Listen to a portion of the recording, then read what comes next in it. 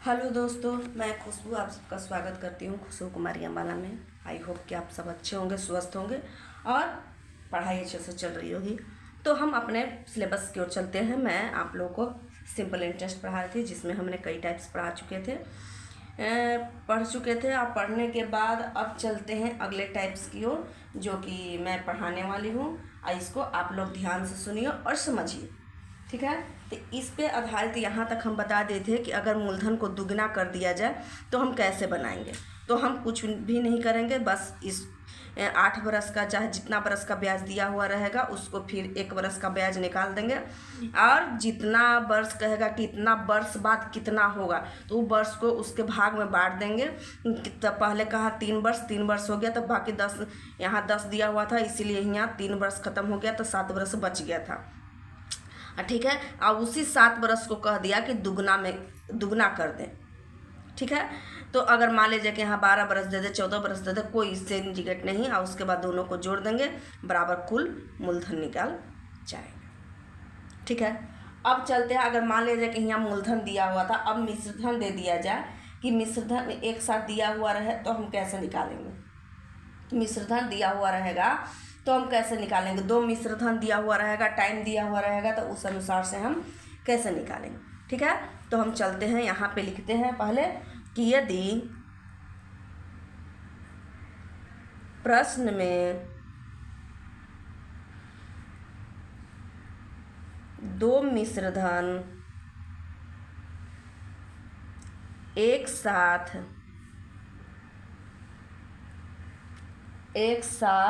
दिया रहे, ठीक है, ऐसे क्वेश्चन रहे तो हम कैसे बनाएंगे। तो यहाँ क्वेश्चन लिखते हैं, एक व्यक्ति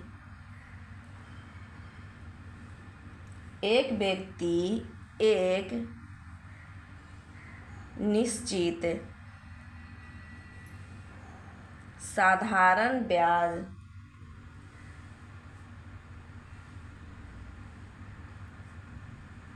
के दर से एक निश्चित धन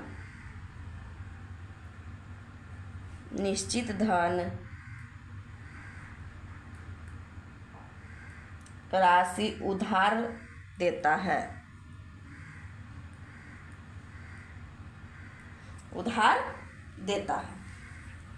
तो उसे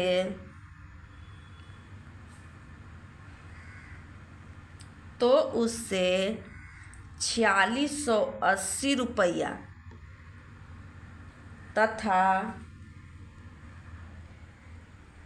5 बरस में, यहाँ पे टाइम छोड़ दिए थोड़ा सा, यहाँ पे लिख लीजिएगा, क्वेश्चन गलत हो जाएगा। 3 बरस 4 बरस जो लिखे, 3 वर्ष में 4680 तथा 5 वर्ष में 5112 रुपया मिलती है, तो वह धन राशि क्या है।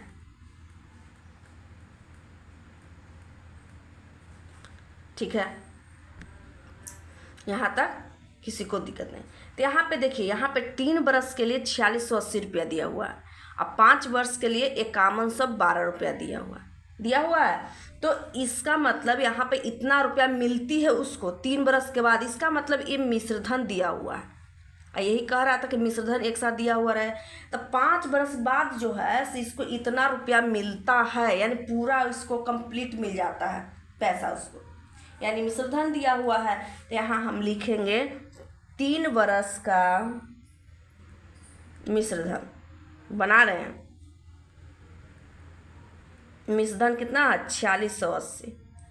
अब 5 बरस का मिश्रधन कितना है, 5112। दोनों का अंतर कर दीजिए, अंतर। तो 2 वर्ष के लिए कितना हो जाएगा, इसमें से इसमें घटाएंगे तो कितना होगा, 0, तो 2 हो जाएगा, और कितना बच जाएगा, 11 में 60 गया 3, और 5 में से 1 गया 4, 432 रुपया। ये क्या हो गया, ये ब्याज निकल गया।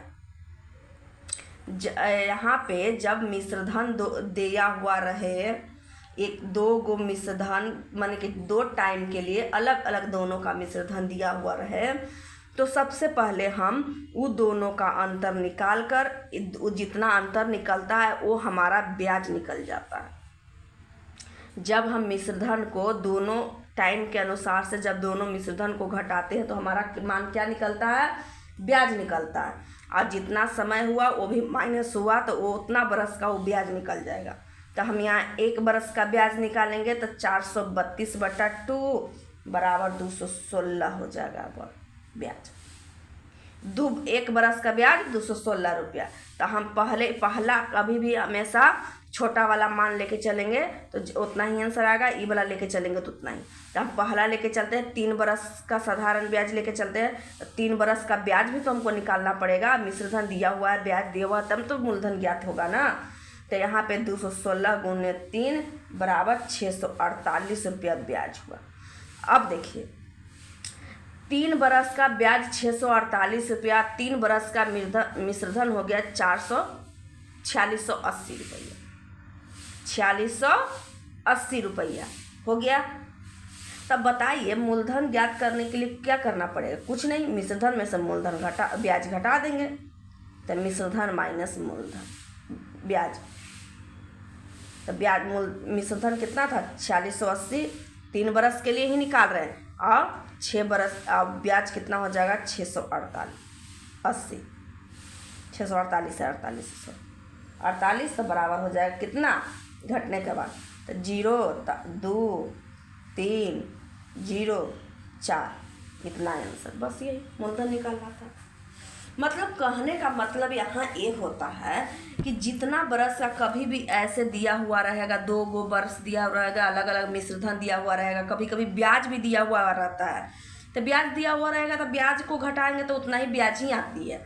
लेकिन जब मिश्रधन को घटाते हैं हम, दो टाइम को भी घटाते हैं मिश्रधन को घटाते हैं तो हमारा ब्याज निकलता है। तो पहले तो हम यहाँ पे निकाले टाइम, तो 2 बरस के लिए ब्याज निकला। तो जब तक हम 1 बरस के जानेंगे तब ना पहला लेके चलेंगे या दूसरा लेके चलेंगे। अगर 5 बरस को भी तो 5 से गुना करते इसमें, तो इतना लेके चलते उतना घटा कर, तब दोनों का मान बराबर आएगा। चाहे आप 5 बरस पर मिश्रधन निकालिए या 3 बरस पर मिश्रधन निकालिए, मूलधन तो इक्वल आएगी। तो हम पहला लेके चले 3 बरस पर निकालें, 3 बरस का ब्याज निकाले 648 रुपया। तब मूलधन निकालना था, तो मिश्रधन मेरा 3 बरस का दिया हुआ है 4680 और 3 बरस का ब्याज मेरा आ गया 648। तो हम मूलधन नहीं निकाल सकते हैं, मिश्रधन माइनस ब्याज, यानी इसको घटा देंगे तो इतना आंसर आ जाएगी। ठीक है, यहाँ तक किसी को कोई प्रॉब्लम नहीं होनी चाहिए। यहाँ से हम दर भी निकाल सकते हैं, दर नहीं निकाल सकते अगर मूलधन ज्ञात हो गया, समय ज्ञात है 3 बरस, समय दर ज्ञात है तो हम मूलधन भी ज्ञात है तो ब्याज भी ज्ञात है, तो हम दर नहीं निकाल सकते हैं। देखिए दर भी निकालने के लिए तो दर बराबर हो जाएगा, क्या हो जाएगा? ब्याज गुने, तो ब्याज मेरा कितना है 3 बरस के लिए 448 गुने 100 बटा मूलधन कितना है? मूलधन गुने समय, मूलधन कितना आया?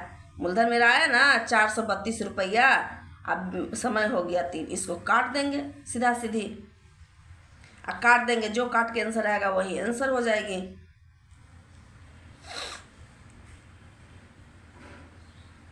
ठीक है, इस तरह से हम इसको दर को भी निकाल सकते हैं। अब देखिए आगे अगला टाइप्स आ जाती है। इसमें एक टाइप्स और होती है, बस थोड़ा सा डिफरेंट रहेगा इसमें, जो कि अनुपात के रूप में अगर निश्चित मूलधन और मिश्रधन का अनुपात दिया हुआ रहेगा और 3 साल बाद कहेगा कि यह अनुपात इतना हो जाता है तो कैसे बनाएंगे। ठीक है, तो हम इसको बनाते हैं और आपको समझाते हैं। नेक्स्ट पेज मैं पलट लेती हूँ ताकि आप लोग को आराम हो जाए।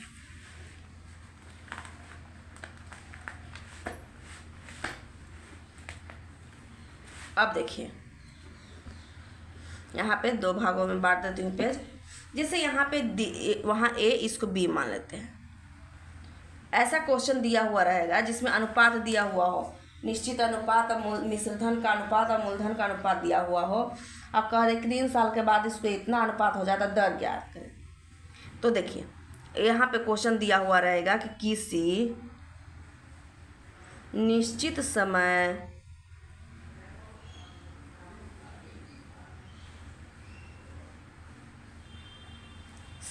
के लिए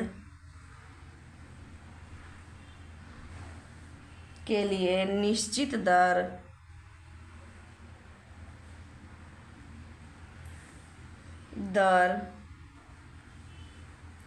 से मूलधन और मिश्रधन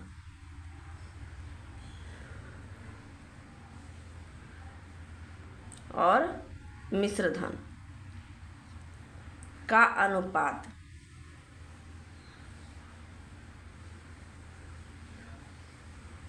4:5 है। ठीक है, कितना है? 4:5 है। 3 साल बाद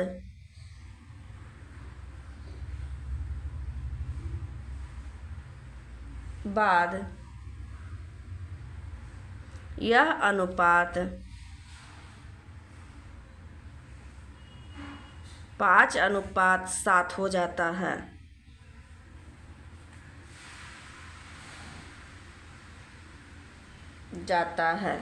तो दर ज्ञात करें, या दर क्या है, एक क्वेश्चन दिया। ठीक है, सबसे पहले तो यहाँ पे क्या क्या दिया हुआ है ये देखिए। ठीक है, क्या क्या दिया हुआ है ये देखना है। सबसे पहले यहाँ पे हमें दिया हुआ है, क्या दिया? मूलधन और मिश्रधन। मूलधन और मिश्रधन का अनुपात दिया हुआ है 4:5, यानी मूलधन 4 है और मिश्रधन 5।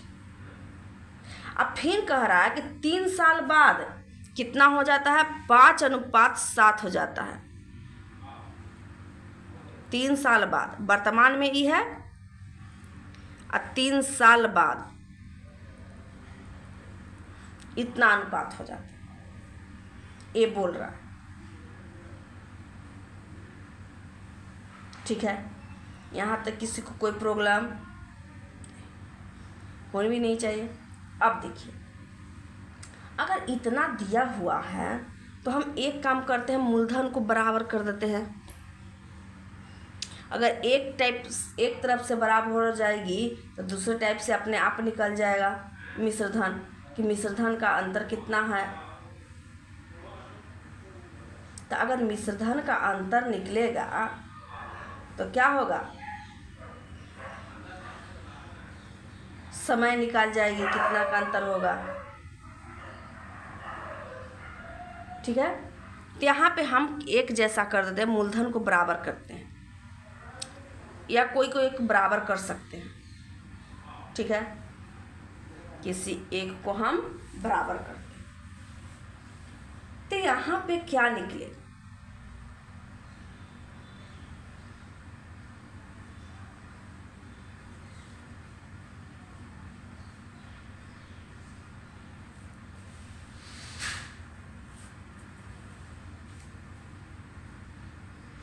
तो हम यहाँ पे बराबर करेंगे, तो इसमें अगर मूलधन को बराबर करना है तो इसको हम इसमें कितना से 5 से गुना करेंगे, इसमें 4 से गुना करेंगे तो बराबर आ जाएगी। तो यहाँ लिखते हैं, ये दोनों को गुना करें तो 5 से, ये दोनों को गुना करें तो 4, तो 5 चौका 20, ये हो जाएगा कितना? 5 5 25, ये हो जाएगा 5 चौका 20, 7 चौका 28, इतना आ गया। मूलधन इतना बराबर हो गया, हुआ ना। तो ये दोनों का डिफरेंट कितना आया? 3 आया। डिफरेंट कितना आया? 3 आया। तो हम अभी थोड़ा देर पहले बताए थे कि कभी भी मिश्रधन माइनस होता है तो हमेशा ब्याज निकलता है। इससे पहले बताया ना यहाँ पे कि मिश्रधन और मिश्रधन माइनस होता है तो यहाँ पे ब्याज निकलता है ना। क्या निकलता है? ब्याज निकलता है। मिश्रधन और मिश्रधन को माइनस करते हैं तो हमेशा 3 ब्याज हो जाएगा। 3 क्या हो गया? ब्याज हो गया।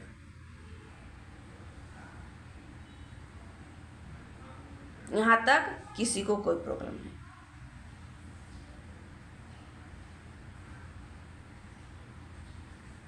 अब देखिए, ठीक है, अब देखिए तो हम क्या निकालते हैं, दर हमें निकालना है। तो दर बराबर क्या हो जाएगा? दर बराबर हो जाएगा ब्याज गुने 100 बटा मूलधन। तो मूलधन मेरा कितना है? मूलधन मेरा 20 आया। तो 20 गुने समय कितना दिया हुआ है? 3 साल गुने 3 हो गया।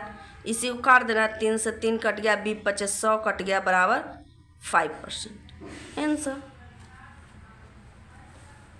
यहाँ पे याद रखिएगा, कभी भी मिश्रधन और मिश्रधन को हम माइनस करते हैं तो हमें ब्याज प्राप्त होती है। ये पॉइंट दिमाग में रहना चाहिए, ठीक है। यहाँ नोट में ना हो तो लिख देते हैं कि मिश्रधन माइनस मिश्रधन बराबर ब्याज।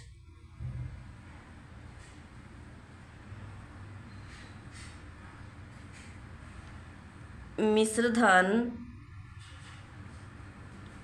एक मिश्रधन को दूसरे मिश्रधन के साथ, एक मिश्रधन को दूसरे मिश्रधन से घटाने पर ब्याज प्राप्त होता है।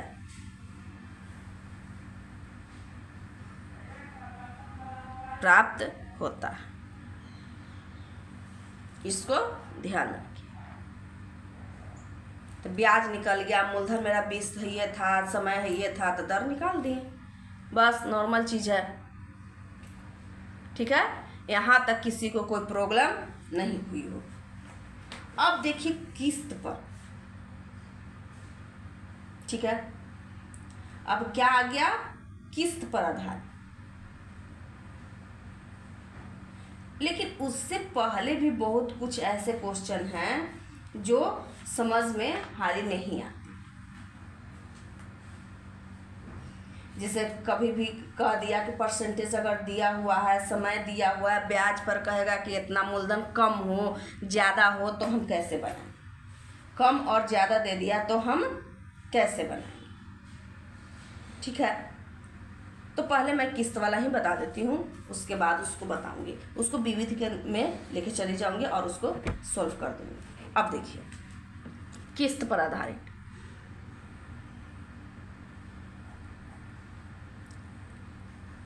यदि प्रश्न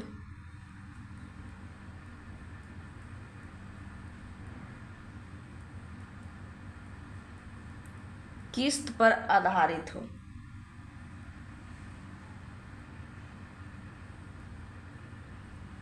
आधारित, तो हम कैसे बनाएंगे, ठीक है। देखिए इस पे क्वेश्चन लिखती हूँ। साधारण ब्याज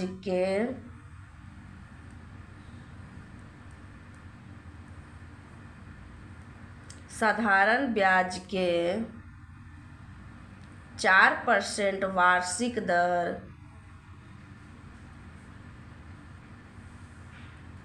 से 4 वर्ष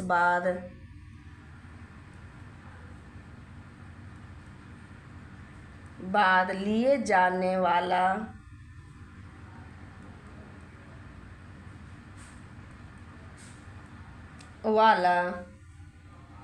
कुल 848 रुपया को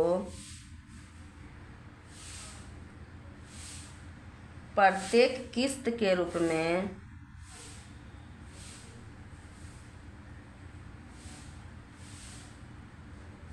में कितना चुकाना होगा।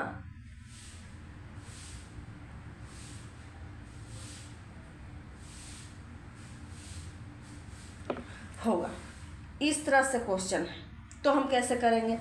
सबसे पहले इसको लिखेंगे कि मेरा दर कितना है। तो आर बराबर मेरा 4% है और टी बराबर कितना है? 4 वर्ष। तो यहाँ पे एक चीज़ ध्यान में रखिएगा कि अगर जो वर्ष इसको दिया हुआ रहेगा उसको हम घटते क्रम में लिख देंगे। तो यहाँ 4 के बाद 3 वर्ष आ जाएगा, 2 वर्ष आ जाएगा, 1 वर्ष आ जाएगा, उसके बाद 0 वर्ष आ जाएगा। घटते क्रम में लिखते जाए। अब बढ़ते क्रम में कैसे लिखिए? 3 तक ही लिखिए, क्योंकि 4 वर्ष है तो 3 से शुरू कीजिएगा, 5 रहेगा तो 4 से शुरू कीजिएगा। इतना दिया हुआ इतना कर लीजिएगा, ठीक है। अब देखिए कुछ नहीं करना है, सब में 4%, क्योंकि ये 4% जो है दर 3 बरस के लिए भी, 2 बरस के लिए भी, 1 बरस के लिए भी, 0 बरस के लिए भी है, तो सबको जोड़ देंगे। हमें निकालना कितना किस्त कितना चुकाना होगा, माने मूलधन ब्याज सब मिला के सूद समेत हमको देना है। तो हम क्या करेंगे, सब यहाँ पे क्या दिया हुआ, इतना कुल लिए 4 बरस बाद लिए जाने वाला कुल इतना रुपये, यानी कुल मान दिया हुआ, तो हम भी कुल मान निकालेंगे। ये मूलधन टाइप से दिया हुआ है, इसे भी मूलधन निकालेंगे। तो हम क्या करते हैं कि इसको गुना करते हैं तो ब्याज निकलता है, अब प्लस 100 जोड़ देंगे।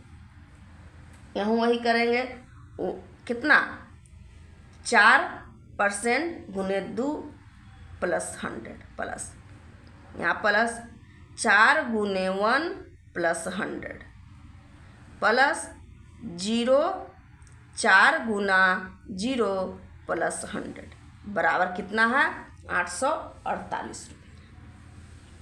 सबको जोड़ देगा, चढ़ती 12 12 और 100 कितना हो जाएगा 112, 4 दूना 8 108, 4 एकम 4 104 और 100 के 100 हो जाएगा बराबर 848। इतना परसेंटेज सब में आ गया। अब इसको जोड़िए, 8 4 12 2 14 की 4 हाथ में रहा 1 1 2